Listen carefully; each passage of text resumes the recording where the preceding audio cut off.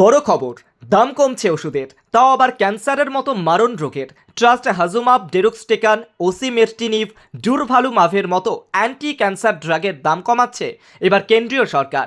এমনটাই সাম্প্রতিক সময় জানানো হয়েছে সরকারের তরফ থেকে। ক্যান্সারের ওষুধের ওপর জিএসটি 12% থেকে কমিয়ে 5% করেছে সরকার। এর পাশাপাশি বেসিক কাস্টম ডিউটিও তুলে নেবার নির্দেশ দিয়েছিল সরকার। আর এর ফলে দাম কমছে অ্যান্টি ক্যান্সার ওষুধের।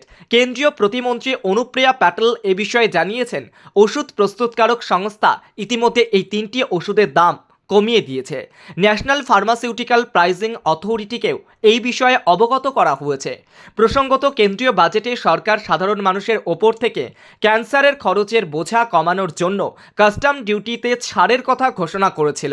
জিএসটিও কমানো হয়। ডেরুক্সটেকান ওষুধ মূলত স্তন ক্যান্সার চিকিৎসার জন্য ব্যবহার করা হয়। ওসিমেরটিনিভ ওষুধ ফুসফুসের ক্যান্সারের চিকিৎসার জন্য ব্যবহার করা হয়।